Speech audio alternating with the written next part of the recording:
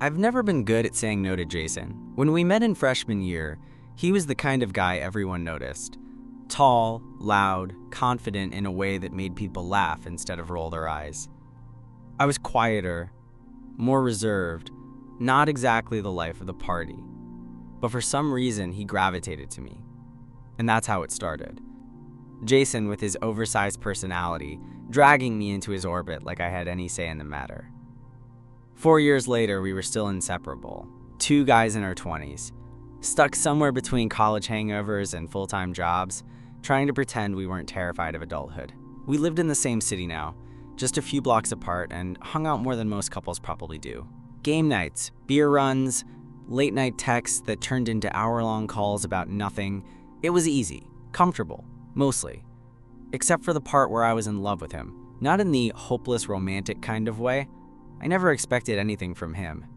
Jason was straight. Or at least, that's what he always said. Girlfriends came and went, mostly went, but he never seemed particularly attached to anyone. Still, the idea of confessing how I felt, that was a suicide mission. I'd rather eat glass. So I kept my mouth shut, stayed in my lane, played the role of the supportive best friend while quietly unraveling inside every time he smiled at me that way. Every time he crashed on my couch and walked around in boxers like it was no big deal. Every time he touched me just a little too casually, and I had to pretend it didn't make my stomach twist. That Saturday night was supposed to be just another chill hangout. Pizza, horror movies, and beers. Jason showed up late as usual, tossed his hoodie on my chair, and dropped onto the couch with a dramatic sigh. "You look like shit," I said, grinning as I handed him a beer. "Love you too, bro," he muttered, cracking it open. "I slept like 3 hours last night. My upstairs neighbor decided 3 a.m. was the right time to learn the drums. Not even kidding." I laughed. "Why don't you just crash here tonight?" He raised an eyebrow. "You sure?" "Yeah, you're already halfway horizontal," he grinned. "You just want me to cuddle you again." I rolled my eyes. "You wish." The night went on like that. Stupid banter, greasy food, Jason slowly sinking deeper into the couch like gravity was working overtime on him. By the time the second movie ended, he was lying down fully, his head resting on a pillow in my lap. We'd done it 100 times before. Jason was weirdly affectionate for a guy who claimed to be straight, but it never meant anything. At least, that's what I kept telling myself. His breathing slowed, his body relaxed, and then he didn't move. "Dude," I whispered, "you out?" No response. I stared down at him, his messy brown hair slightly falling into his eyes, his lips parted just a little. His hand rested lightly on my leg, fingers twitching in sleep. I swallowed hard. It was torture, beautiful, quiet torture. I should have moved, should have eased him off and gotten up, saved myself the heartbreak. But I didn't. I just sat there, paralyzed in this intimate hell, while Jason slept on me like I was his pillow, his fingers twitching every so often against my thigh. And then he shifted, not just a rollover kind of shift. He pressed in closer. His fingers slid slightly, almost absent-mindedly, brushing over my leg in a way that was far from accidental. My whole body froze. Then, as if in a dream, Jason mumbled something under his breath. I couldn't make it out, just a sound, a soft grunt, but his hand tightened. Not in a violent way, in a way that made me dizzy. My heart thundered in my chest. I sat there in the dark, every muscle tensed, not sure what to do, not sure what this meant. Not even sure if he was awake or asleep. Because if he was asleep, why the hell did it feel like he knew exactly what he was doing? I kept still, barely breathing, barely blinking.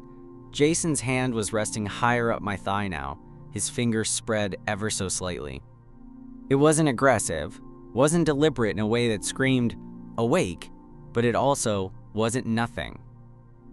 He mumbled again, softer this time, something like a name. I leaned down a bit, heartbeat pounding in my ears. "Jason?" I whispered. No answer. His breathing stayed slow and even, his chest rising gently against my stomach. Was he dreaming? I should have nudged him. I should have gently moved his hand, gotten up, made a joke, broken the tension. But I didn't. Maybe I was frozen. Maybe I was just selfish. Because a part of me, the dumbest, most desperate part, didn't want this to stop. Not yet. His thumb moved. Just a little. A small, lazy motion against the inside of my leg that had no business happening. Not here. Not like this. My breath caught, and I looked down again, but his eyes were still closed, his face calm. Then he shifted. Again. This time, his whole body angled toward me, one leg curling up slightly as his head pressed deeper into my lap. His arms slid further across my waist, almost hugging me in his sleep. I was fully trapped now, and the worst part, it didn't feel like a trap. It felt warm, familiar, intimate in a way I didn't know how to describe. The TV kept playing in the background, but it may as well have been static. All I could hear was the sound of Jason's breathing and my own pulse banging in my ears. Then suddenly he spoke. Stay," he muttered, the word barely audible, slurred with sleep. I blinked. Did he mean me? Was he dreaming of someone else? I didn't know. And I hated how much I wanted him to be talking to me. I stared at the ceiling, willing myself to stop reading into it. Just a dream. That's all it was. But then, his lips brushed against my stomach. My body jerked, a small, involuntary twitch. He didn't kiss me, not exactly. It was more like his face shifted and happened to press into my shirt, right above my waistband. But still, my breath left my lungs in a sharp, quiet exhale. "Jason," I whispered, a little louder now. His brows furrowed, just slightly. His hand gave one more lazy squeeze before sliding back to a neutral place on my hip.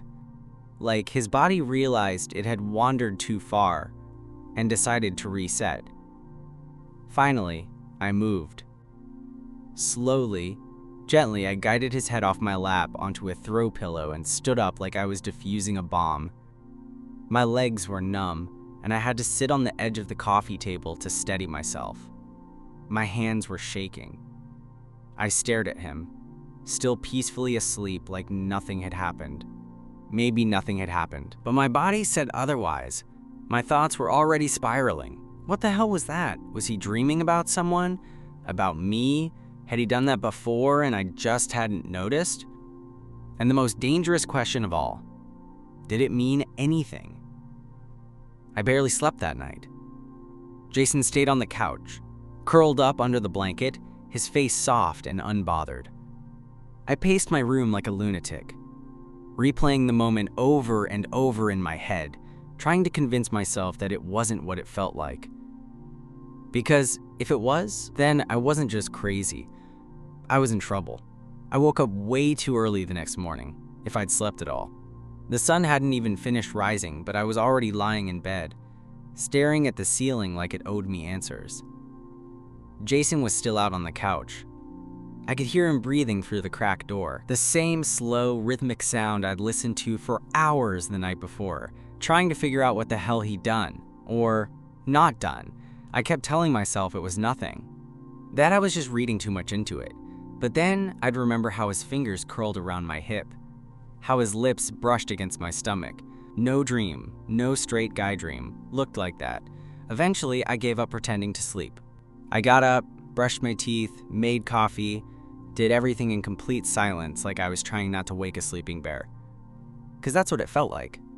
Like Jason, still peacefully passed out in my living room, was this unpredictable thing, warm and soft one second, and potentially world-shattering the next.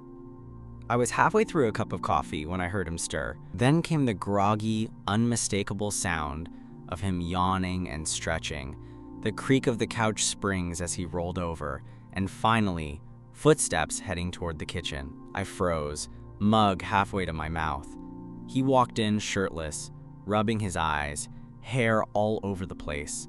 He looked like hell, and still, somehow, he looked good. It was just cruel at this point. "Morning," he mumbled, voice raspy. "Hey." He scratched his chest absently. "What time is it?" "A little after 8, he grunted. "You're up early." Couldn't really sleep. He nodded slowly, stepping around me to grab a mug from the cabinet. I watched him pour himself a cup, stir in a spoonful of sugar like he always did. No words, no weirdness, like nothing had happened. And for a second I wondered if maybe he didn't remember.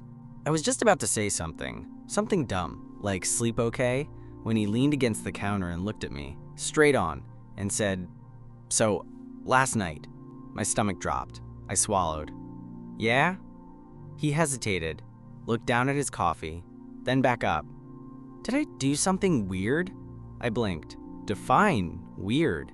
His jaw clenched slightly. "I think I remember laying down. And then, I don't know, I had this dream, but it felt real. I think I might have, touched you? I don't know, man. I was half asleep." My heart thudded in my chest. "Yeah," I said slowly. "You did." He nodded, looking embarrassed. "Shit. I'm sorry. You don't have to apologize," I said too quickly. He looked up, surprised. "No?" "No," I repeated, forcing my voice to stay steady. "I mean, it wasn't a big deal. You were asleep. People move around." Jason stared at me for a second, like he was trying to read something deeper in my face. But it wasn't just moving around, right? I didn't answer right away, because this was the moment. I could lie, could laugh it off, pretend it was nothing, and go back to normal. Or I could tell the truth and risk blowing up our entire friendship. But Jason beat me to it. "Did it bother you?" he asked. His voice was quiet, careful. I looked at him, heart in my throat. "No," I said. "That's the problem." He blinked. For a second, neither of us said anything. The kitchen felt too small, the air too heavy. Jason set his mug down, slower than usual. "I wasn't drunk," he said. "Just tired." "I know. I wasn't dreaming about anyone. At least I don't think so." "Okay." He stepped forward, just slightly. "So, if it wasn't nothing, what was it?" I couldn't look away. "I don't know. You tell me." He sighed, rubbing the back of his neck. "I don't know either, but I felt something. I mean, I felt you, obviously, but it felt safe, familiar." He laughed, nervously. "That makes no sense." I smiled faintly. "It kinda does." Jason looked down, then up again. "You ever think about it? Us?" My pulse skipped. "Sometimes," I admitted. He stepped a little closer. "I think I'm thinking about it right now." Jason stood right in front of me now. Not close enough to touch, but close enough to feel it. That invisible pressure between us, the kind that makes your skin hum. "You're thinking about it right now?" I asked, my voice quieter than I meant it to be. He nodded, lips pressed into a line. "Yeah," I couldn't read his face. Jason wasn't one to show vulnerability. He joked through everything, smiled even when he was pissed off. But this? This was something else. I set my coffee down, not trusting my hands to keep steady. "I don't want to make things weird," I said. He gave me a half smile. "Too late for that," I snorted, and that little crack of humor eased some of the pressure between us. But only for a second. "Look," he said, "last night, whatever I did, I didn't mean to make you uncomfortable, but I also didn't wake up and regret it." My chest tightened. "So what does that mean?" Jason hesitated. "It means I've been thinking about stuff. About us." I tilted my head, unsure if I was hearing him right. "Stuff?" "Yeah, like how I feel when I'm around you. How you're the only person who really knows me. How you're the only one I ever feel completely normal with." "Jason," I started, heart pounding. "If this is just because of what happened last night, it's not." He cut in, fast and certain. "It's not just that." He paused, then added, "It's not the first time I've thought about it either." I blinked. "Wait, what?" He gave me a look, like I was the idiot now. "Come on, man. You think I accidentally fall asleep on your lap like every other weekend? You think I haven't noticed the way you look at me sometimes?" My throat went dry, He took a step closer. "It's not just you, okay?" Silence. I felt everything inside me going haywire. This moment I'd imagined 100 different ways, but never like this. Never so raw, so quiet, so real. "So what now?" I asked, barely above a whisper. Jason looked down for a second, then up again, meeting my eyes in that steady, unwavering way he always did when he was serious. "Now," he said, "I'm gonna do something I've wanted to do for a while. And if you don't want it, just tell me to stop." Before I could even process what was happening, he leaned in. It wasn't a movie kiss. No dramatic music, no perfect lighting. Just Jason. Lips slightly chapped from sleep, breath warm, eyes watching mine the whole way down, giving me time to say no. But I didn't. I leaned in too. Our lips met halfway. It was soft. Hesitant. Like neither of us knew how to do this, but didn't want to stop trying. His hand found my waist, unsure at first, then firmer, like he needed the grounding. I kissed him back. Tentatively at first, then with everything I'd been holding in for years. When we finally pulled apart, he didn't say anything.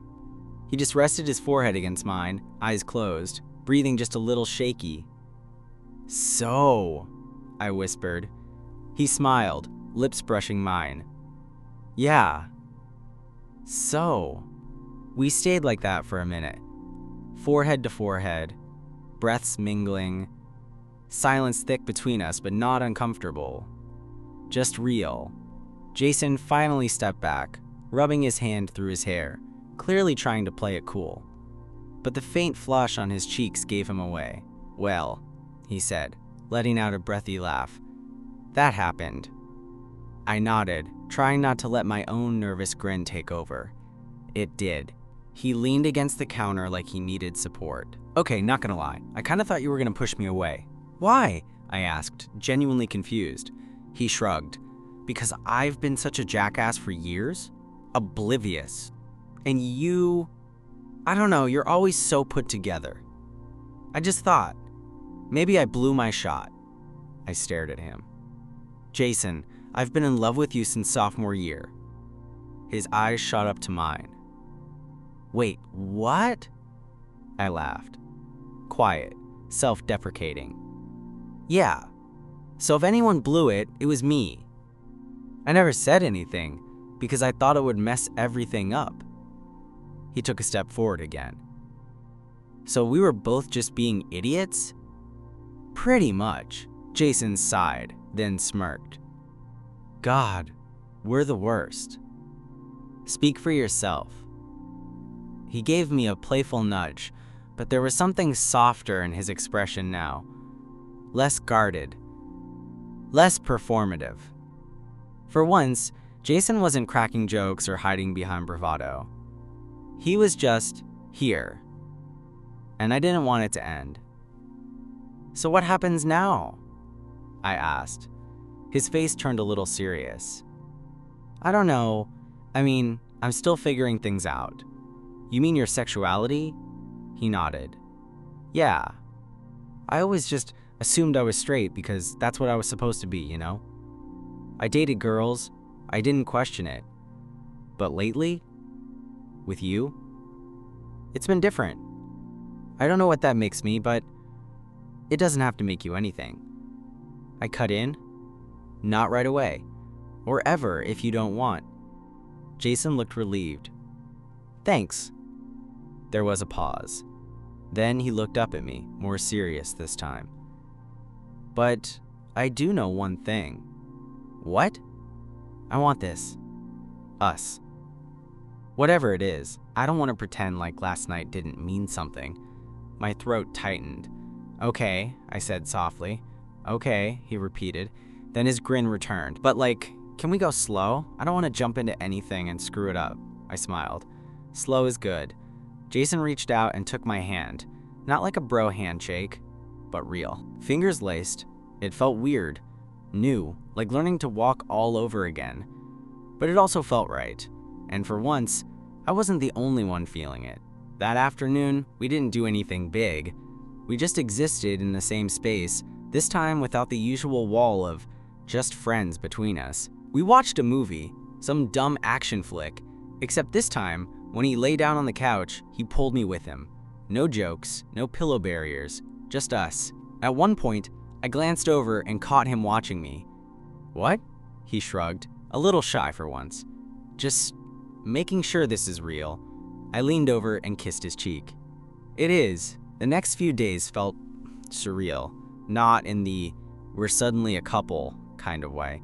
Jason didn't start calling me babe or holding my hand in public or anything like that.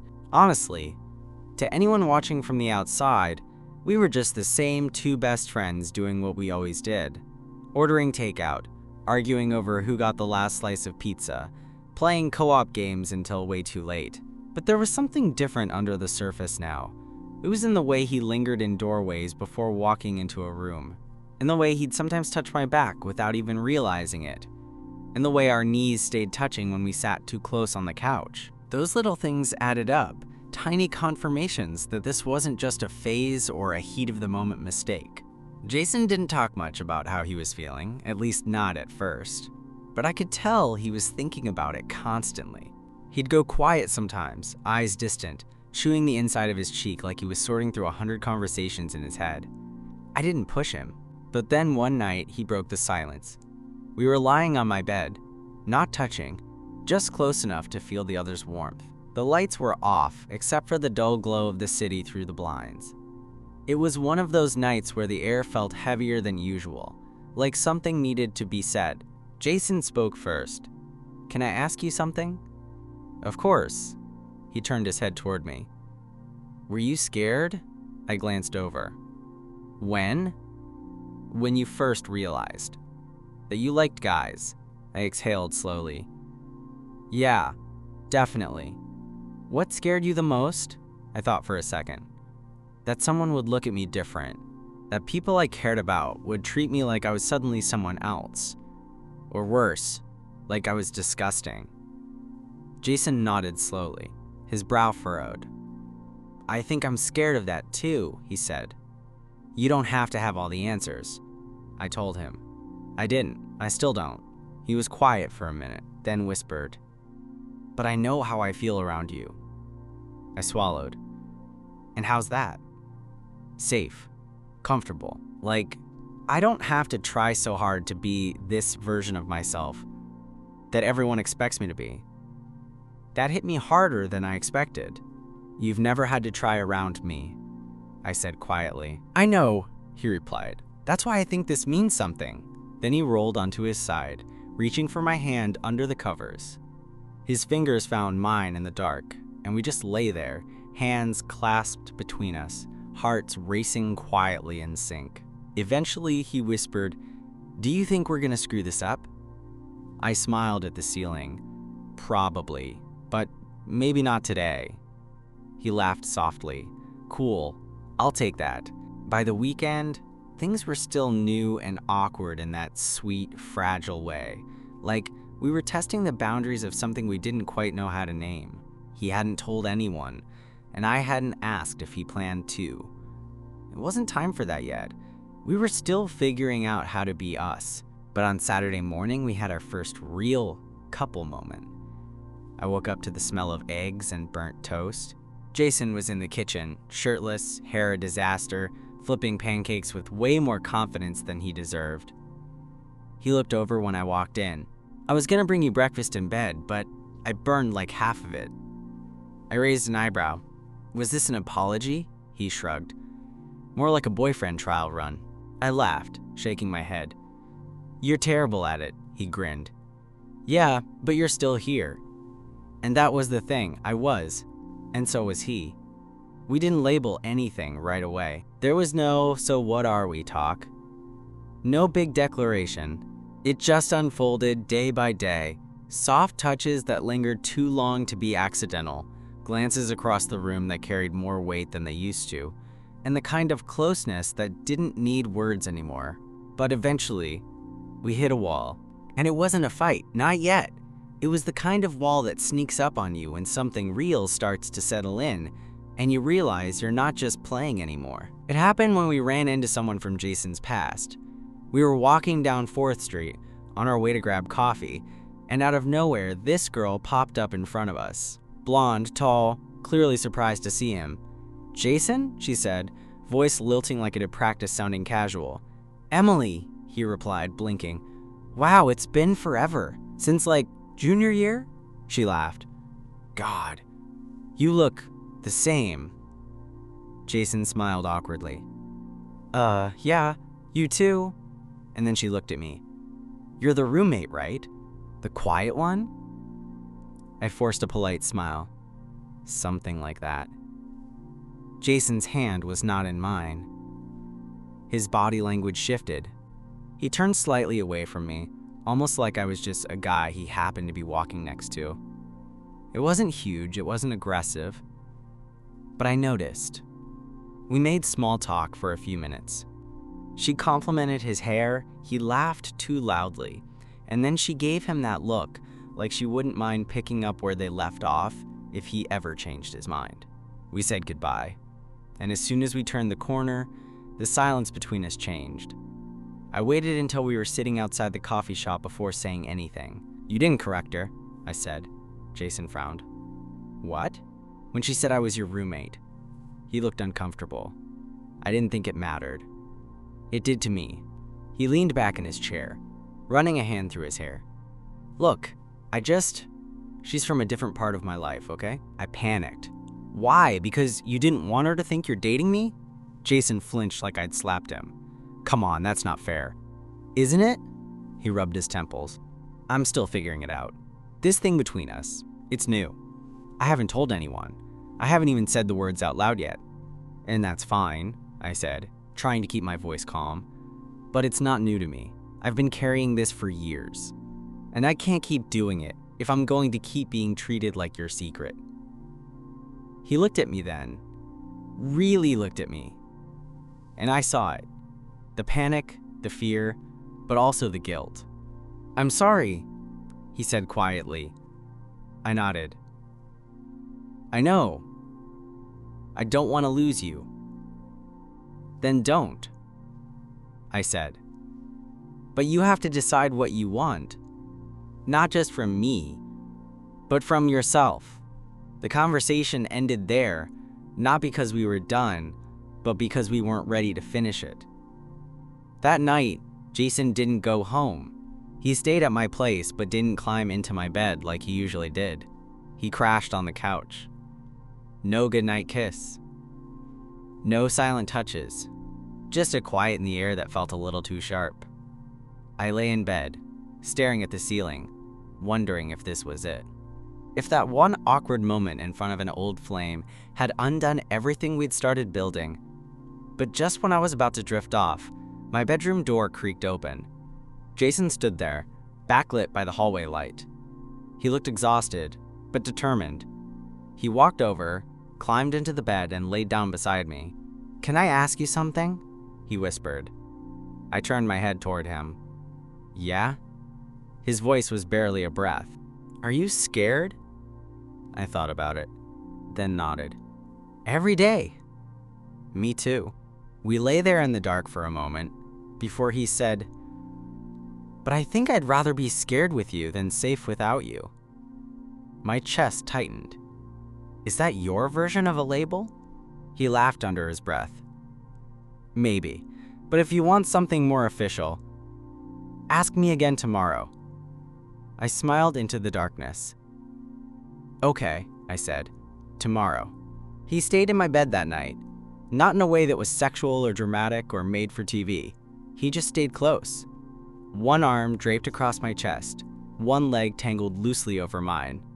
Breathing slow, skin warm. I didn't sleep much, but it wasn't because I was anxious anymore. It was the kind of restlessness you get when you're afraid a perfect moment might slip away if you close your eyes for too long. Morning light crept into the room. I was already awake when Jason stirred, mumbling something incoherent against my shoulder. He blinked slowly, lifting his head. His hair was a mess, his eyes still soft with sleep. "Hey," he said, voice raspy. "Hey." He looked at me for a long moment. Then, "You remember what I said last night? That you'd answer me if I asked again today?" "Yeah, there was a beat." Then I asked, "So, what are we, Jason?" He didn't hesitate this time. "I think we're something real," he said.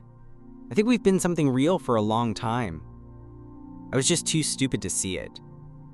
I let out a breath I didn't realize I'd been holding. Jason reached up and brushed a piece of hair off my forehead.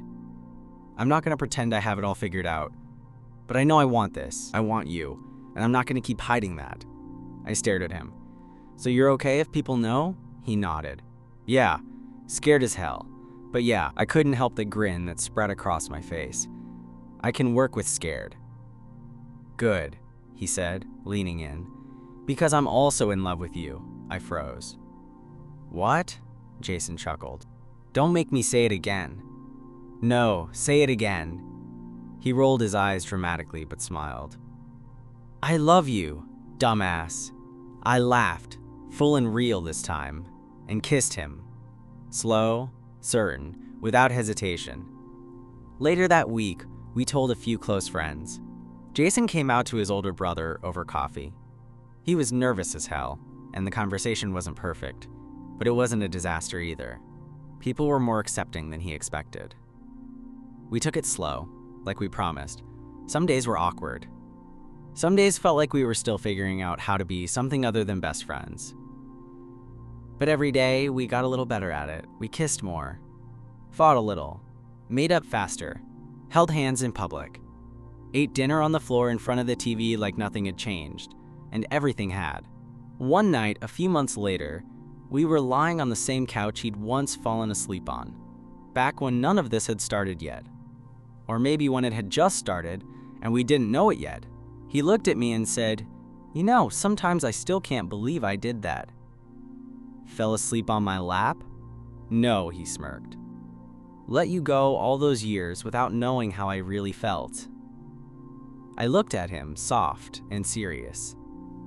"I would have waited." He leaned in, kissed me gently. "I'm glad you didn't have to.